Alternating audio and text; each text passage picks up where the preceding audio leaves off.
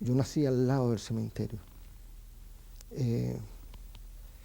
Y no importa en qué ciudad uno ha nacido, cuando nace al lado del cementerio, cualquier ciudad es igual donde uno nazca con un cementerio al lado. Y mis imágenes de ese momento son, yo veía que venían las carrozas y sentía que venía donde yo vivía, y con caballos, carros, coches que iban acompañando la carroza mortuoria, pero yo no sentía, yo sentía que era una gran fiesta, ¿no? Y algunas veces entraba con ellos al cementerio, y en el cementerio hay esculturas, era una cosa fantástica. Y para mí no, esa relación con la muerte no era como terrible, sino que estaba adornada de flores, porque todo eso estaba lleno de flores.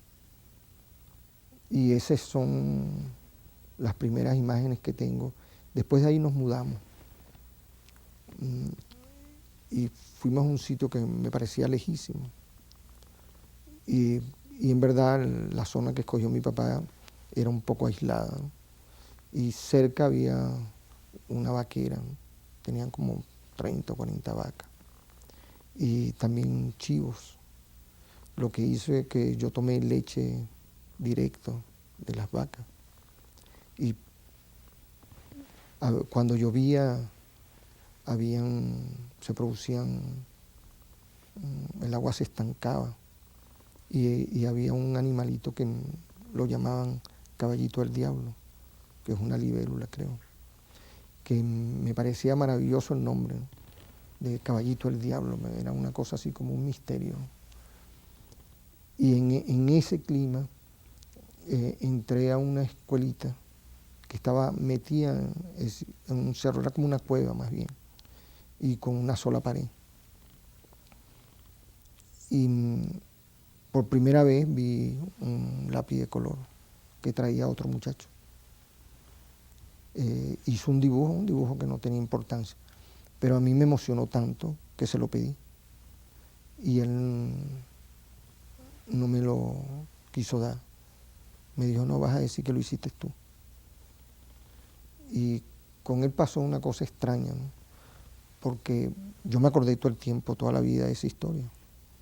Y como 30 años después lo conseguí en una calle. Es decir, yo iba caminando y un soldado, un guardia nacional, me paró.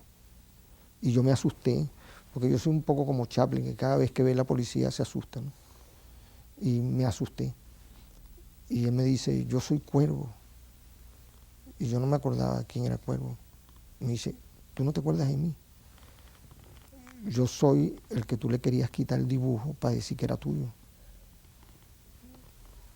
Y yo era pintor. Pero a mí esa escena con él, las dos, la primera me impresionó por el color, ¿no? Pero la segunda me impresionó porque él se acordaba. Porque me acordara yo que me había hecho pintor. Y aquí en México se lo conté a alguien y me dijo, no, es que es una historia que hubiera podido ser diferente. Tú hubieras sido el guardia nacional, el soldado, y le hubieras preguntado a él. Tú hubieras podido ser y él era el pintor. Él era pintor también, y es verdad. Él era pintor, si no, no se hubiera acordado nunca. Y ese fue y la segunda ahí mismo en esa escuela, que había una escalera por donde no subíamos, y un día yo subí, y ahí el esposo de ella era escultor, y estaba lleno de esculturas, ¿no? Y bueno, ese fue el otro contacto, que fue una suerte que hubiera podido. Y él además retocaba fotos para poder vivir. Esas fotos en negro que se le pone color y se pone más bonita a la gente. Y yo lo veía a él hacer eso, ¿no? Y hasta por cierto eso me marcó. Hubo mucho tiempo de mi vida, yo he trabajado como él, ¿no? Usando cosas abajo que voy destruyendo o retocando con el mismo proceso que yo lo vi hacer a él. Y la otra cosa fue el cine, porque mi papá era chofer de una familia y seguramente ahí él vio unos proyectores de cine y compró un proyector de 8 milímetros. Y bueno, veíamos Chaplin, Buster Keaton, y hasta por cierto pasábamos películas en el barrio y le cobrábamos a los otros niños. Y nos íbamos a ver Tarzán. Y nosotros creíamos que estábamos robando a esos niños. Decía, oye, vieron esas peliculitas y nosotros estamos aquí viendo Tarzán. Y resulta que las peliculitas eran Chaplin, Buster Keaton. A nosotros era que nos estaban robando. Y ese fue el otro contacto con la imagen, porque con eso mi papá los sábados se iba a visitar gente. Atravesábamos sitios que yo no entendía en el carro porque trabajaba de chofer privado y le prestaban el carro. Después fue taxista, pero en ese momento íbamos a otro sitio a proyectar películas. Entonces los sábados y los domingos para mí era proyectar películas en diferentes casas. Y entre el cine y ese escultor que retocaba las fotos, transcurrió mi primer periodo, ¿no?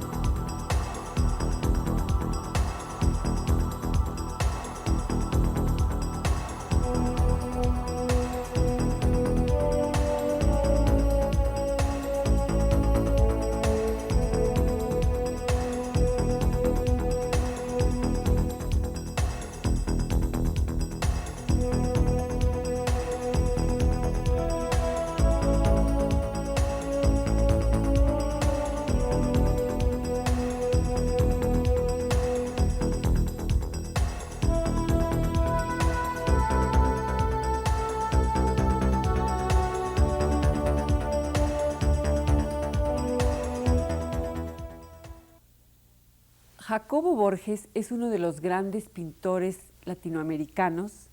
Nace en Caracas, Venezuela. De Borges, Julio Cortázar escribió: Borges pinta un mundo de amenazas oscuras, de entrevisiones, donde alienta el otro lado de la tela. Su realidad secreta que el pintor y el escritor solo pueden imaginar. A Jacobo, Julio Cortázar habló de tu mundo de amenazas oscuras. Son amenazas que yo percibo a veces pasivas y serenas, y en otras ocasiones son amenazas violentas. Sí, y sobre todo esa amenaza oscura. Es verdad, claro, él lo vio de una manera que también me reveló lo que yo hacía. En ese cuento que llegan a un sitio que parece un restaurante normal y él trata de avisarle a una mujer que está ahí, que corre peligro. Al final de ese cuento es al revés, es ella que quiere avisarle a él. Y él se va y él no debería volver, porque ese sitio es como la muerte, o los que están ahí están muertos, o hay algo terrible que sucede ahí sin que se haga evidente. Y en verdad yo fui por otra vía, pero es lo mismo. A mí las fotos de familia siempre me extrañan. Incluso colecciono fotos de familia aunque no las conozca. Cuando están parados todos ahí sentados, que miran hacia la cámara, y de repente en una foto de eso alguien está más separado. Y tú te preguntas, ¿por qué está más separado? Es decir, el espacio en que un grupo y otro grupo, o una persona sola, o varias distantes, crean inmediatamente unos significados, y significados oscuros, las ubicaciones de ellos en el espacio. porque estos dos que están junto aquí son amigos de que están hablando, y ese que está allá atrás en el fondo, solo o viendo, ¿quién es? ¿Es un invitado o alguien que lo está vigilando? ¿Qué es? Esas relaciones inquietantes que no están explicadas y además no hay movimiento físico, el movimiento son las miradas, la posición en el espacio, en el cuadro, crean ese clima. Eso me viene a mí porque yo tenía un familiar que era ladrón, yo no lo conocí, y estuvo preso en un sitio muy oscuro, si se dice. Y mi abuela se murió, y yo no fui al entierro. Y una noche yo llego y veo una foto del entierro montada encima de la nevera, pero hay una mancha blanca en esa foto. Y me quedo viendo la mancha blanca porque me extraño ese vacío con unas 20 o 30 personas de frente viendo la cámara, y en el centro de ellos hay una mancha blanca. Entonces le paso el dedo y veo que es pintura. Entonces agarro un poquito, un pañuelo con agua y quito la pintura y veo a ese primo mío, ese personaje. Entonces entiendo que mi mamá, con una pintura mía de agua, lo borró para que no existiera en la foto. Al día siguiente, en la noche que yo regreso a la casa, otra vez está la mancha blanca. Y durante varios días yo quitaba la mancha blanca y mi mamá la metía. Ella nunca pensó que era yo, ella debe pensar que se cayó la pintura, que se caía, que no duraba, que duraba un día. ¿Y tú no le decías nada? No, tampoco. Nada, yo no comentaba. La foto desapareció, no la puso más. Misteriosamente. Sí, no la quitó porque ella no quería verlo. Entonces, yo esto no lo entendí solo, ¿no? Esto también fue con alguien que yo le conté eso y me dijo, tú haces lo mismo, tú pintas así. Y evidentemente yo entendí mucho más lo que hacía cuando él me hizo evidente eso. Y me acordé que yo siempre, cuando mostraban álbumes de fotos, yo me asombraba de lo que pasaba en la foto, ¿no? Que no estaba pasando nada, pero siempre esa cosa de que estén ahí. A mí una foto fija, ahorita en la Galería Alvil hay unas fotos con unos textos, y no me había dado cuenta que eran unas mujeres, y tiene unas escrituras a mano, es como un documento, ¿no? Entonces Diana me dice, mira, ¿cómo lee? Entonces es un permiso para ejercer la prostitución. Y están unas mujeres paradas así, y entonces dice, permiso para la señora o la joven de tal edad para ejercer la prostitución, domicilio, la cara redonda, todo es una cosa muy fría, los datos. Con todos los datos, y son como 20 o 30 o 40 fotos. Bueno, eso que tú ves una foto y es otra cosa, ¿no? Que está parada y es otra cosa. A mí eso me impresiona. Entonces moverlos, ponerlos aquí, allá atrás, y no saber qué hacen, porque yo no sé qué hacen. Yo menos entiendo lo que hacen, más me gusta hacerlo. Es decir, cuando entiendo qué es lo que están haciendo, no me interesa. Cuando logro que se coloquen en un sitio que yo no entiendo, entonces yo empiezo a preguntarme, ¿y qué hacen esta gente? ¿Y por qué están ahí? Es el misterio. Sí, pero siempre esa parte, bueno, esa parte oscura debe tener que ver con mi nacimiento, con los muertos, con la relación con los muertos. Con el cementerio. Sí. ¿Cómo se llamaba el cementerio? Cementerio General del Sur. Entonces, yo creo que eso me ha marcado. Y además, cuando murió mi papá, sucedieron dos cosas. Una que parece de Mahler, el músico Gustav Mahler, y otra, siempre que hay un muerto, la gente que no te conoce o que no conoce, entran para darle el pésame y se abrazan y se sentíamos pésame y no te conocen. Y llegó alguien que decidió acomodar al muerto y toda la familia estábamos así perdidos, ¿no? Y él empezó a arreglar a mi papá y bueno, lo desnudó y yo sentía que había algo de horror pero como estaba tan dolido y el dolor era muy grande, pero eso se me quitó cuando él nombró una marca de jabón. Dijo, páseme tal jabón con el nombre de la marca. Y entonces me sentí que era como una publicidad que estaba haciendo en televisión, pero con un muerto, ¿no? El muerto acostado encima de la mesa y él pidiendo un jabón. Y decía, no, es demasiado, esto no puede, no, esta propaganda es demasiado brutal, ¿no? Y me violenté con él, porque yo no sabía en ese momento cómo, si se arreglaban los muertos o no. Y le dije, salte, ¿no? Y no, que va a estar mal arreglado, no, no me importa nada. Ah, bueno, había quitado mis cuadros de la pared, él. Bajaron todos los cuadros porque pareciera que los cuadros le quitaban solemnidad al muerto. Bueno, total es que lo vestí otra vez y lo hice meter en la urna, ¿no? Bueno, salimos con la urna, ¿no? Y eran como las 7 de la mañana. Y a esa hora venía un carro que evidentemente no habían dormido toda la noche y estaban en fiesta, ¿no? Y como generalmente la urna se carga y hay un cierto movimiento rítmico cuando llevan el muerto, ellos venían oyendo cha-cha-cha. Y entonces, cuando mi papá o la urna pasa y van ellos moviéndose así, ellos empezaron, estaban un poco borrachos, a hacer eso musicalmente, ¿no? Cha, cha, cha, cha, cha, cha. Y ellos, entonces ellos iban con el carro y mi papá iba al lado, ¿no? Y ellos iban con su carro, con su música y cantando y el muerto así de lado, ¿no? Claro, yo siempre vivo la realidad en dos planos, ¿no? Yo veía que había una cosa grotesca, pero esa cosa que uno tiene que al mismo tiempo que está viviendo, está viendo la imagen, ¿no? Que el horror de esa imagen y además uno está viviendo el dolor, ¿no? Pasó así como 3 o 4 minutos, ¿no? Hasta que yo protesté, ¿no? Pero todo el tiempo yo veía esas dos cosas juntas, ¿no? La tragedia y la otra cosa, ¿no? La no tragedia, pues. Paralelos.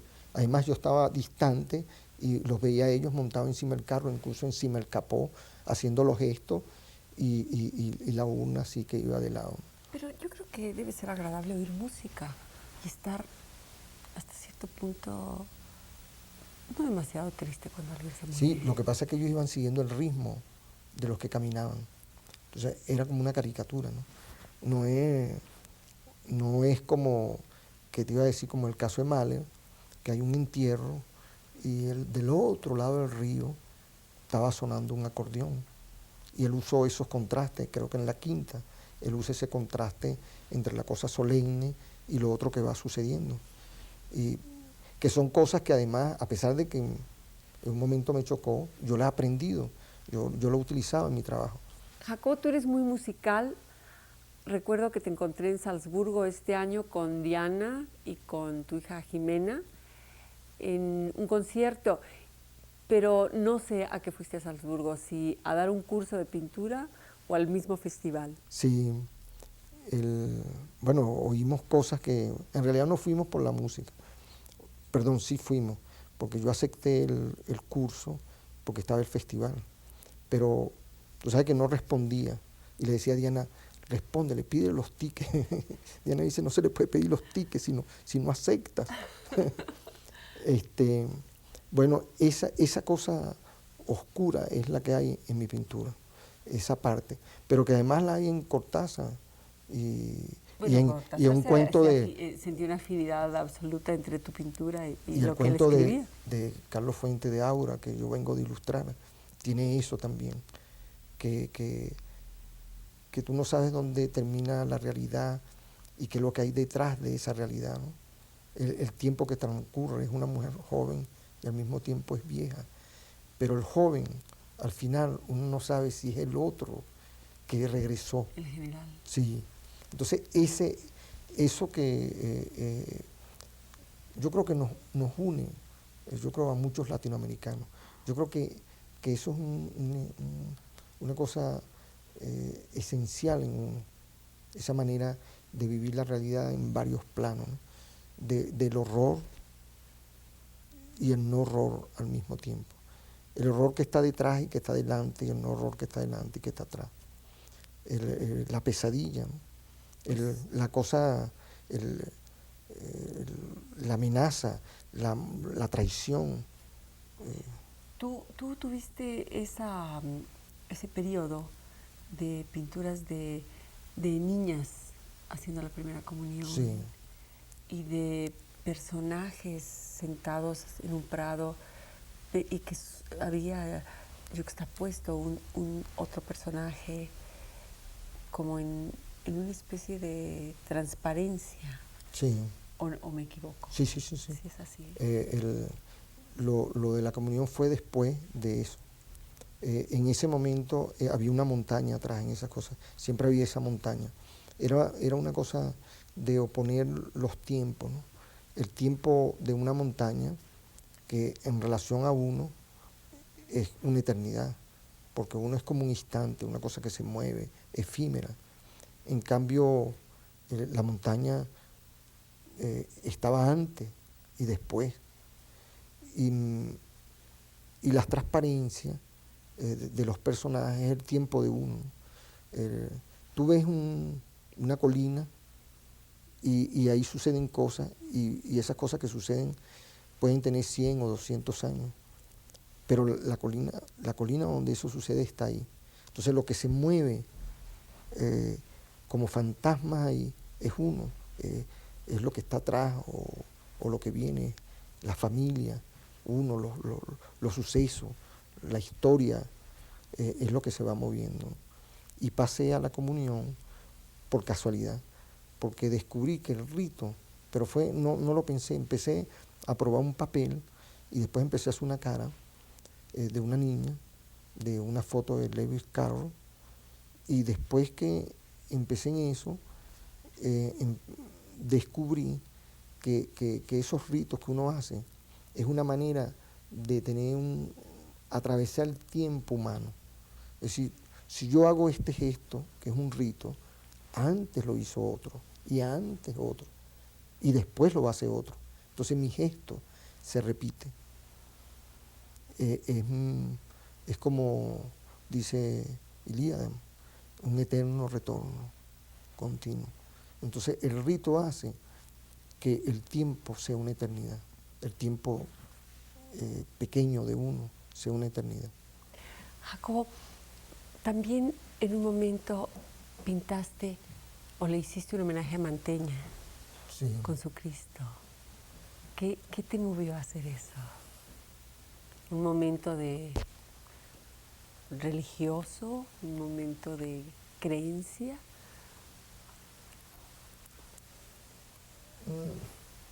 Es posible. Yo cuando estaba pequeño, de una manera misteriosa, aparentemente no tenía un sentimiento religioso.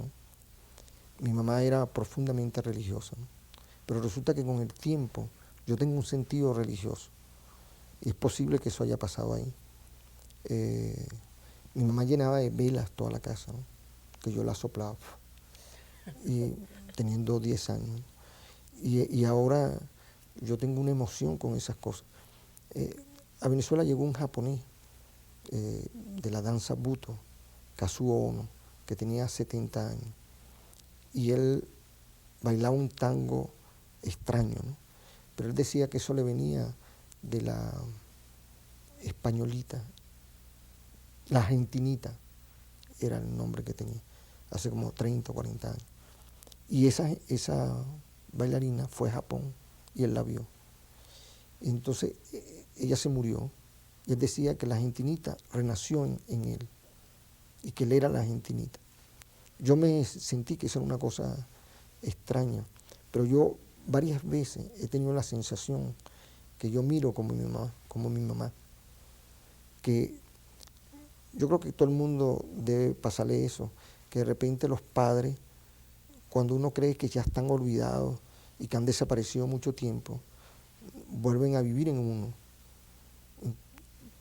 Y muchas de esas imágenes que yo he vuelto a ver con un sentido religioso, son imágenes de mi mamá.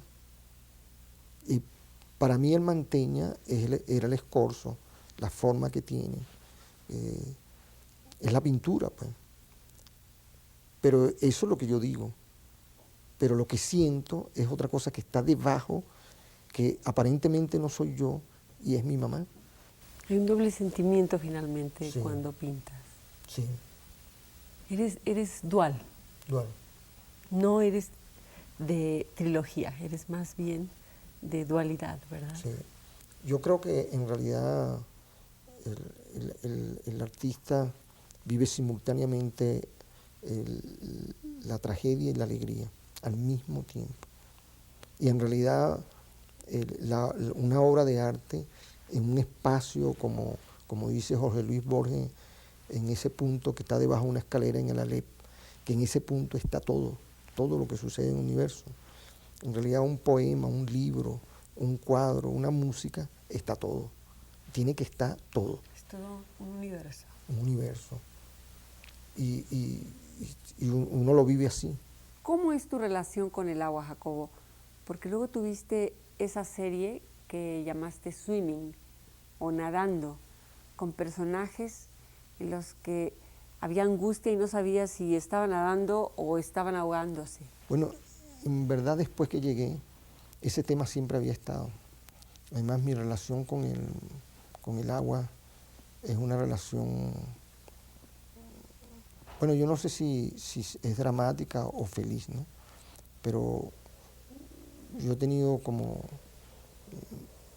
me he ahogado como 8 veces, una cosa así. Me he ahogado en aguas estancadas de una manera absurda, porque unos niños estaban nadando ahí y yo estaba montado arriba y me dijeron, tírate, tú eres un cobarde. Yo había llegado ahí por casualidad, yo no los conocía. Y todos estaban nadando desnudos abajo. Entonces yo me desnudé, yo no sabía nadar y me tiré. Y me iba ahogando, todos salieron asustados ahí, me dejaron ahí adentro, ahogándome. Bueno, total que me salvó una rama, tragué muchísima agua.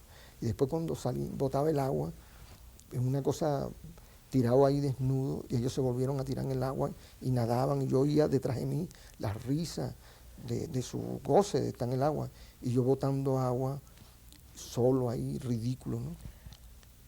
Y bueno, hasta en una bañera me iba ahogando, que es el colmo de ahogarse, ¿no? En Milán, yo tenía una pierna partida y me resbalé bañándome. Y mi hijo estaba afuera, tenía como 10 años. Y el agua seguía cayendo y yo no me podía parar, ni podía cerrar el agua. Y el agua subió y estaba trancado porque yo pensaba tomarme no solamente una ducha, sí, tenía un yeso. No solamente me iba a tomar una ducha, sino que me iba a bañar. Bueno, o sea que tu relación con el agua no es muy feliz. Bueno, y el agua iba subiendo así. Y yo gritaba, Ezequiel, Ezequiel. Una cosa absurda, un espacio chiquito, angustioso. Esa vez vi a Cortázar, le conté la historia. Y me dijo, te falta una, son 3. Siempre vienen juntas, 3. ¡Qué horror! Y a él le habían sucedido 3. Una acomodando un carro por debajo y se fue con el carro así hacia un barranco. Otra, yo me partí una costilla ahí. Y otra se partió una costilla abriendo una botella de vino. ¿Él se la pasó? Sí, que tenía una forma de metal, el aparato y se pegó aquí. Y la tercera que iba caminando y se desprendió una cosa arriba.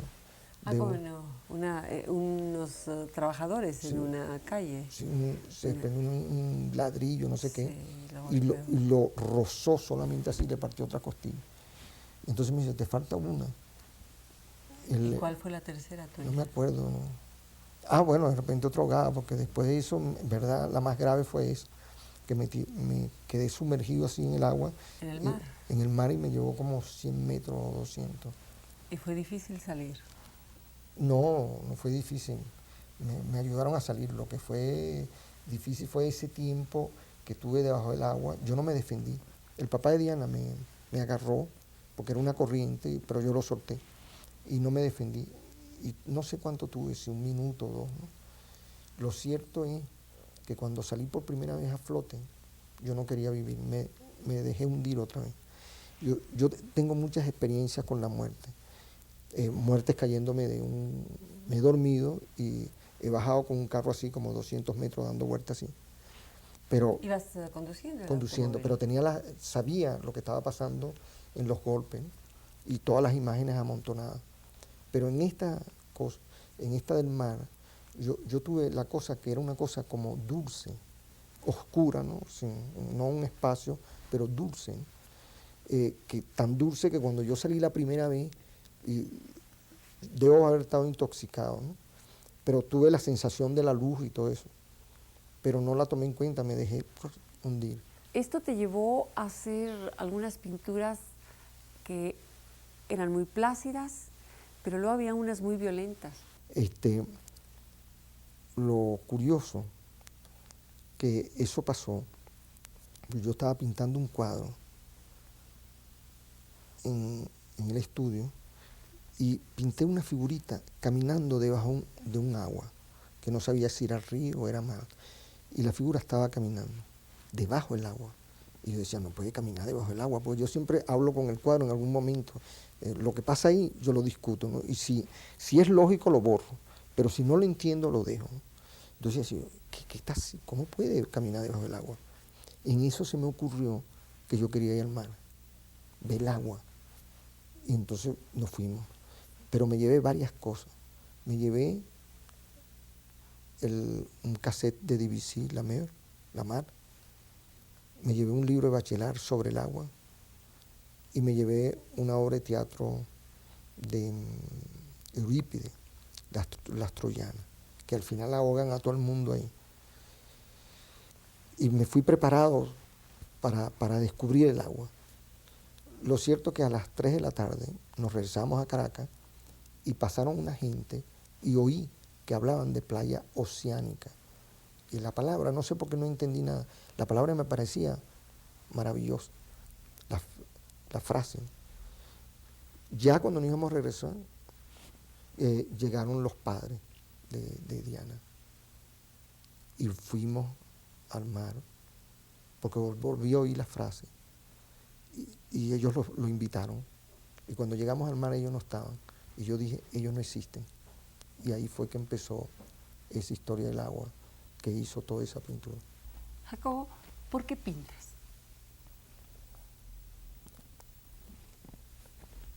Bueno, la verdad es que es una cosa irresistible. No puedo detenerla, ¿no?